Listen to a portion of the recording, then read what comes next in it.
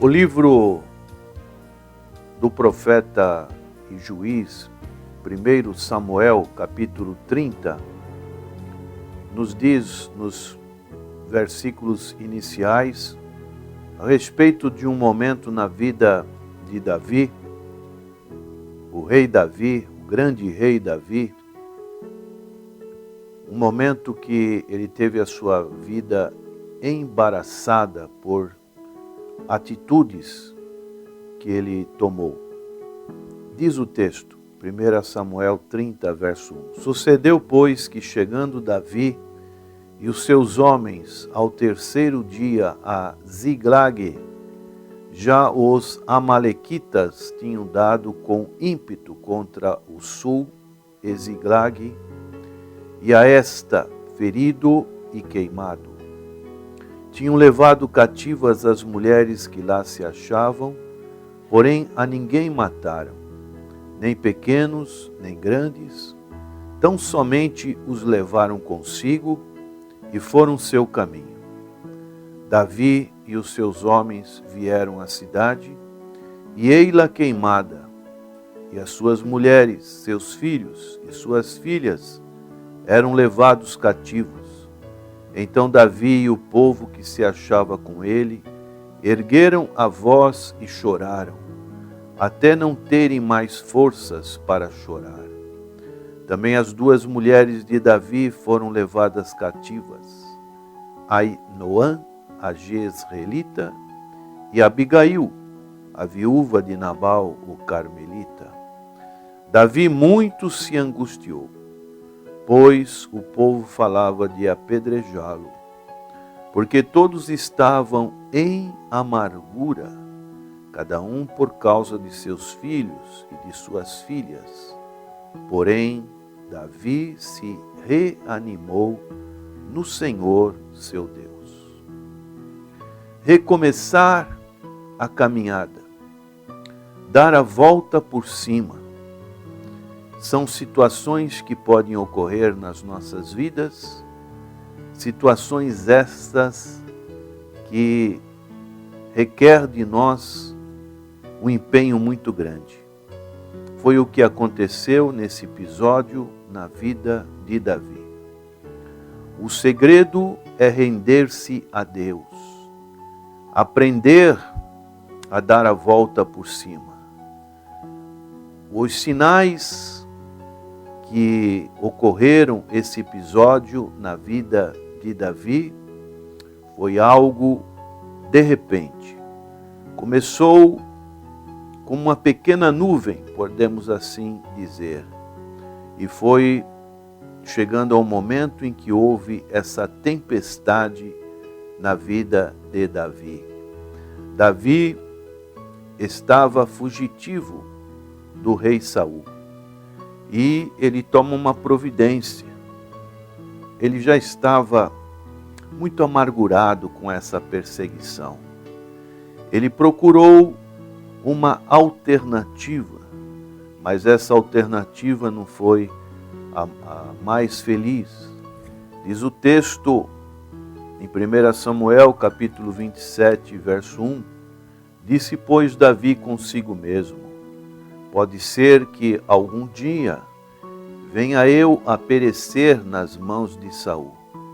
Nada há, pois, melhor para mim do que fugir para a terra dos filisteus, para que Saul perca de todo as esperanças e deixe de me perseguir-me por todos os limites de Israel. Assim me livrarei da sua mão. Essa foi o plano de Davi. Ele já não aguentava mais. Então, resolveu fugir para a terra dos inimigos de Israel, que eram os filisteus. E ali, Davi, ele ficou um período. Nesse período, ele perdeu a comunhão com Deus. Seu coração foi enganado. A palavra de Deus nos diz no profeta Jeremias, capítulo 17, verso 9, que o nosso coração é enganoso. Quem o conhecerá. Só que Davi não foi enganado sozinho. Tinham mais 600 homens com ele. É o que nos fala a palavra do Senhor. Esses homens estavam no exército de Davi. E dessa maneira, Davi permaneceu durante 16 meses naquele lugar. E quando Saul soube que Davi tinha fugido para a terra dos filisteus, Saul desistiu de o perseguir. Diz em 1 Samuel, capítulo 27, verso 4, avisado Saul de que Davi tinha fugido para Gate, desistiu de o perseguir. Conclusão que Davi teve: isso só pode ter sido um sinal de Deus. Deus agora tem me poupado. E muitas das vezes também isso pode ocorrer com as nossas vidas. Achamos que estamos dentro de um plano de Deus. Achamos que o fato de fugirmos para as coisas deste mundo, para os inimigos do povo de Deus, nós pensamos que isso está dentro do propósito de Deus. E aqui nós vemos o grande perigo. Aqui nós encontramos uma situação complexa. Nós podemos ver a palavra do Senhor, Provérbios capítulo 9, verso 17, que diz assim: as águas roubadas são doces, e o pão comido às ocultas é agradável. Muitas das vezes, pelo nosso coração ser enganoso, achamos que as coisas do mundo, ela tem um gosto todo especial. E o nosso coração, ele pode nos levar a depender do mundo. Foi o que aconteceu com Davi. Nós encontramos no texto de 1 Samuel 27, 5, Davi dizendo para o rei dos filisteus: se achei mercê na tua presença, dá-me lugar numa das cidades da terra, para que ali habite, porque há de habitar o teu servo contigo na cidade real. A mesma coisa nós encontramos na vida de Ló.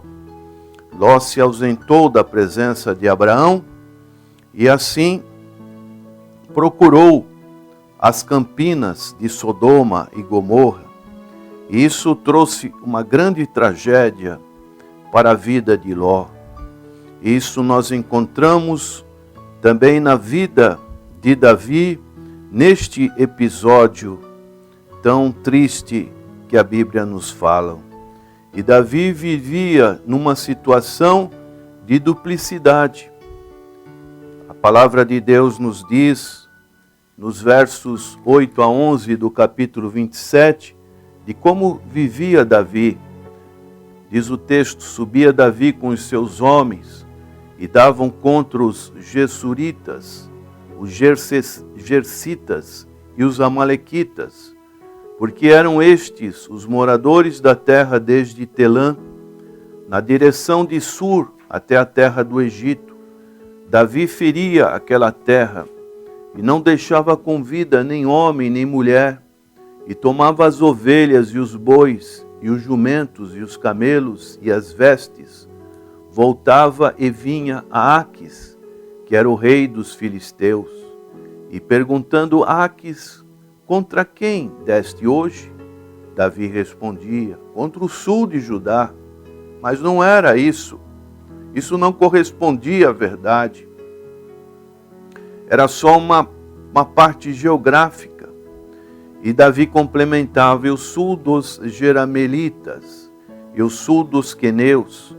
Davi não deixava com vida nem homem nem mulher para os trazer a Gate, pois dizia: para que não nos denunciam. Dizendo assim, Davi o fazia. Este era o seu proceder por todos os dias que habitou na terra dos filisteus. Então, Davi, ele tinha uma aparência, ele era filisteu por fora e israelita por dentro. E ele fez de uma maneira tão camuflada que o próprio rei dos filisteus chegou à conclusão, como diz o verso 12 do capítulo 27, Aques confiava em Davi, dizendo, fez-se ele, por certo, aborrecível para com seu povo em Israel, pelo que me será por servo para sempre. Essa era a situação que Davi se encontrava. Aques, o rei, confiava. Aques foi enganado pelo logro de Davi, que alegava ter atacado aldeias em Israel e na sua vizinhança. Assim, Davi estava numa vida de duplicidade. E a palavra de Deus, ela nos recomenda, conforme o Sermão do Monte do Senhor Jesus Cristo, em Mateus, capítulo 6, verso 24, ninguém pode servir a dois senhores, porque ou há de aborrecer-se de um e amar ao outro, ou se devotará a um e desprezará ao outro. Não podeis servir a Deus e às riquezas. Dessa maneira, Davi estava dividido. E talvez essa seja a sua situação neste dia. Dividido, às vezes com um pé na igreja e um pé no mundo. Dividido numa situação familiar. Dividido numa situação conjugal. Dividido numa situação de trabalho. E isso não vai dar uma consequência muito boa.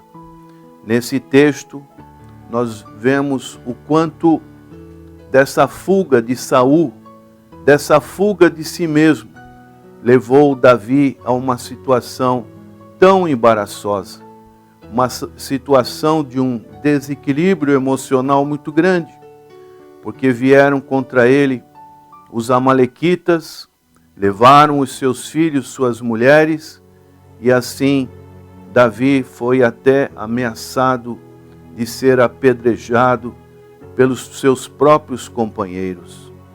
E isso trouxe muita amargura aos corações de todos. E qual foi a atitude de Davi? E qual deve ser também a sua atitude, prezado ouvinte, nesta manhã, quando você, porventura, está passando por uma situação tão difícil, desesperadora? A única solução é a solução que teve Davi também. Como diz o verso 6, no seu final, do capítulo 30 de 1 Samuel, a Bíblia fala, porém, Davi se reanimou no Senhor seu Deus. Ele volta a se reanimar no Senhor. Ele vai ter uma mudança de rumo. Ele vai encontrar um caminho de volta ao Senhor. E assim a sua vida vai ser totalmente transformada. Não procure estar vivendo uma vida de duplicidade. Procure estar servindo ao Senhor certo, que é o nosso Deus. Como disse o Senhor Jesus, ninguém pode servir a dois senhores, ou há de agradar a um, aborrecer a outro. Você precisa nascer de novo. Você precisa nascer do alto, como o Senhor Jesus disse para Nicodemos, e assim experimentar a presença de Deus na sua vida, para que você tenha uma vida que esteja nas mãos do Senhor, seguro nas mãos do Senhor, como o Senhor disse para Nicodemos. Nicodemos importa-vos nascer de novo. Quem não nascer da água e do Espírito não pode ver o reino dos céus.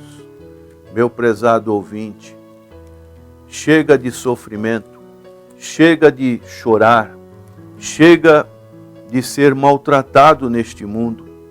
Busque o Senhor Jesus Cristo, que tem o convite: vinde a mim todos vós que estáis cansados, sobrecarregados, oprimidos, e eu vos aliviarei.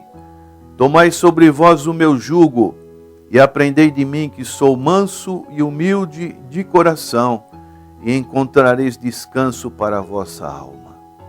Somente o Senhor Jesus Cristo pode nos conduzir para que nos dê essa força necessária para quando os momentos difíceis na nossa vida, nós pudermos falar como o apóstolo Paulo: tudo posso naquele que me fortalece.